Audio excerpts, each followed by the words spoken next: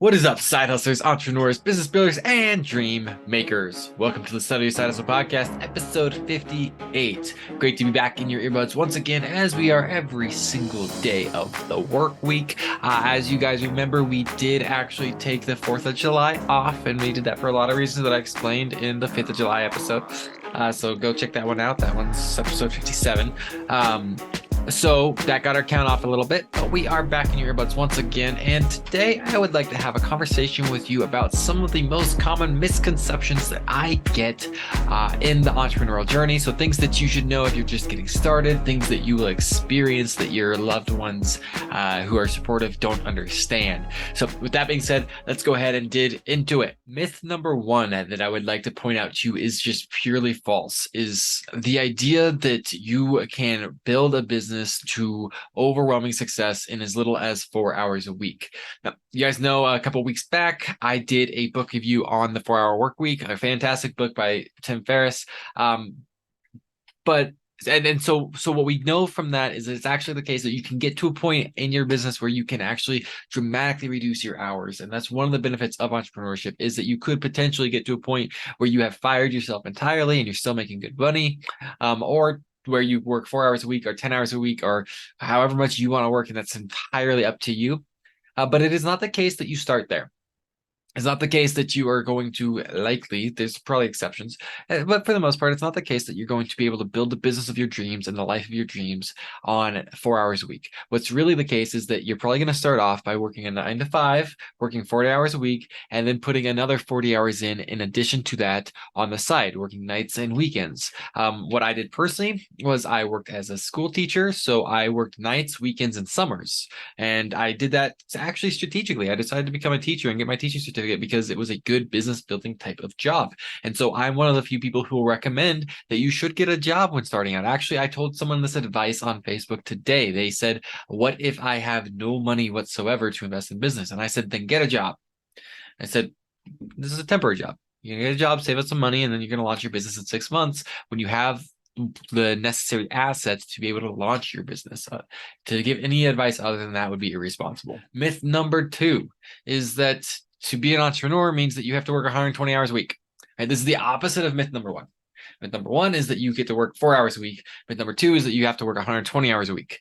Neither of those are the case. While it is the case that there will be seasons where you will find that you are working more than a normal person, and maybe you do actually have a week or two or a month or 3 months, maybe even straight, where you actually are working 120-hour work weeks. This is not the normal rhythm of the normal business owner. The normal rhythm of the normal business owner fluctuates somewhere in between those two extremes. Oftentimes, I find that I work more than an employee on a weekly basis, but oftentimes I find that I work less than an employee on a weekly basis, and it fluctuates pretty dramatically based on everything that I have on my plate. And so sometimes I work 20-hour weeks, and sometimes I work 60-hour weeks. But I think I can count on one hand the number of weeks where I've worked over 100 hours.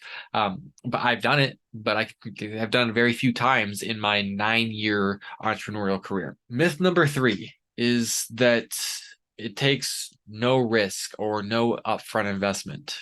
Yeah, you can start from scratch with nothing but a laptop. But that's a lot of sweat equity, a lot of time.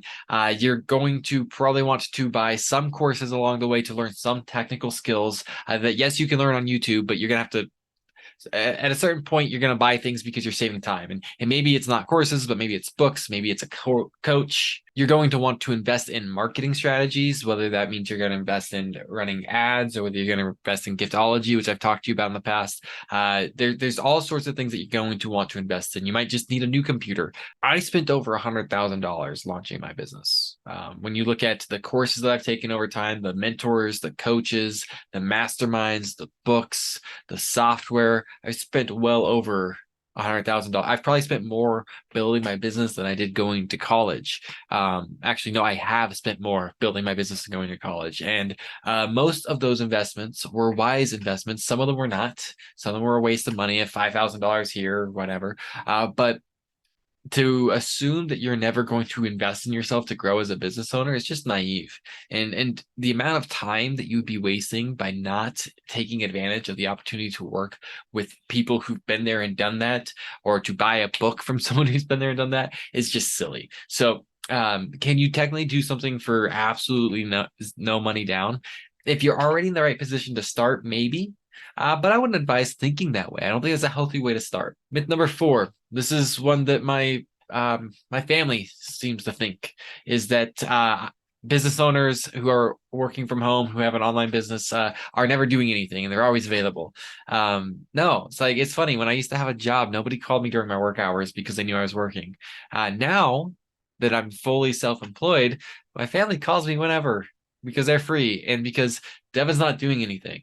It's like, guys, I still have work hours. I schedule it that way on purpose. Actually, I can show you my schedule. It's consistent. I'm pretty habitual about it. So does that mean that I have absolutely no flexibility? No, actually, one of the benefits of being a business owner is that I can actually take that phone call if it's worth taking that phone call. I can actually travel when I need to travel. I told you guys that the reason I didn't present anything to you on the 4th was because, among other things, I got some bad news in the family, and that bad news is gonna make me travel again sooner than I thought I would, which might affect this podcast again. We'll see.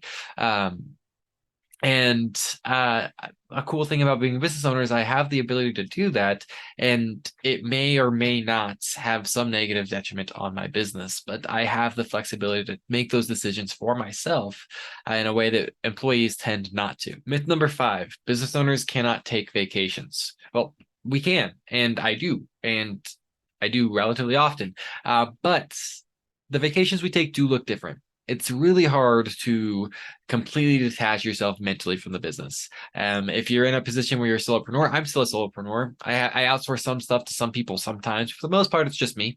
And in that position, without a team, I find that what I'm able to do when I want to take a vacation is that I'm usually able to scale my workload back. And so usually I get to a point where I'm going to be like, I can operate at 20% capacity and that'll be okay. And that's usually what I do, which is actually kind of convicting to me because, the 80-20 rule, right? The Pareto distribution, which we talk about a lot on this channel, or the show rather. If I'm able to scale my business back, and this is what I typically find, I can usually cut out 80% of the work and I can do 20%, and that's maintenance mode. Well, that really does actually usually lend to me thinking and reflecting on how much of that 80% should I have been doing in the first place. But those are some of the most common myths that I see when people talk about starting a business and launching a business. They think that either you'll never have to work and you make a lot of money, or you'll work an insane amount of hours making pennies. Neither of those are true. Then they'll think that you can do this absolutely risk-free with no investment. That's absolutely not true. Entrepreneurship is one of the highest risk things that you could ever do. And then they think that you have this like unlimited amount of free time, which is also not the case. And then finally, they think that you can never go on vacations, which is also not the case. Being an entrepreneur has a higher degree of risk to it than being an employee. But other than that, we're still humans and we're still living in the same world, in the same space with the same type of reality. So while things look a little bit different, there's a little bit of adjustment. It's not that crazy for a business owner to work 40 hours a week, go on vacation, not answer your phone calls during the workday, and all the things you'd expect from an employee. Anyway, that's what I have for you guys today. Love you so much. I'll be back in your earbuds again tomorrow. God bless.